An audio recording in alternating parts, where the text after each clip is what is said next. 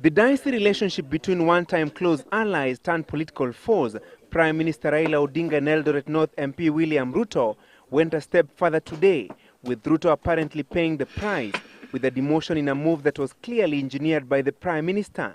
After consultations with the Premier, President Kibaki announced that Ruto had been moved from the Ministry of Agriculture to that of Higher Education.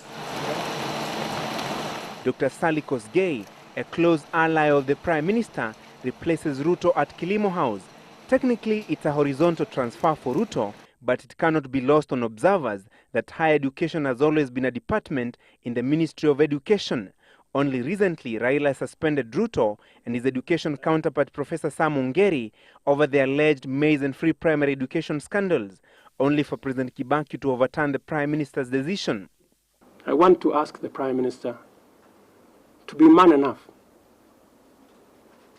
and democratic enough to face his opponents and use better means of engagement than the guerrilla tactics and the shadow boxing that he is currently engaged in. Ruto is leading the No campaign against the draft constitution, while the two principals are driving the Yes agenda. This could also have played a key role in his demotion just a day after President Kibaki told of those opposed to the proposed new law. Wanasema sisi tukiwa wanasiasa tunachochea watu. Belgut MP Charles Keter, a confidant of Ruto, has also paid the price by being dropped as the Assistant Energy Minister. We are going to take a leadership role in this business. His position has been handed to Kipkelion MP Magerer Langat, one of the few Kalenjin MPs who remained in the Prime Minister's wing after those allied to Ruto severed political ties with Raila.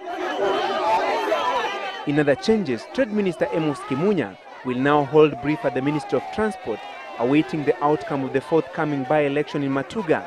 The vacancy at Transcom House was occasioned by the nullification of Chirao Ali Mwakwere's election as the Matuga MP. Kaloleni MP Samuel Kambi Kazungu makes his debut in the cabinet after he was appointed the Assistant Medical Services Assistant Minister. He fills the slot left vacant by the resignation of Garsen MP Danson Mungatana last year. North Mugirango MP WILFRED OMBUI is also a new entrant into the cabinet. He will deputize at the Ministry of National Heritage, a position that was held by Joel Onyancha until the Kisii High Court nullified his election as Bomachoge MP. According to a dispatch from the Presidential Press Service, the cabinet changes and appointments take effect immediately. Francis Gachuri, Citizen Live at 9.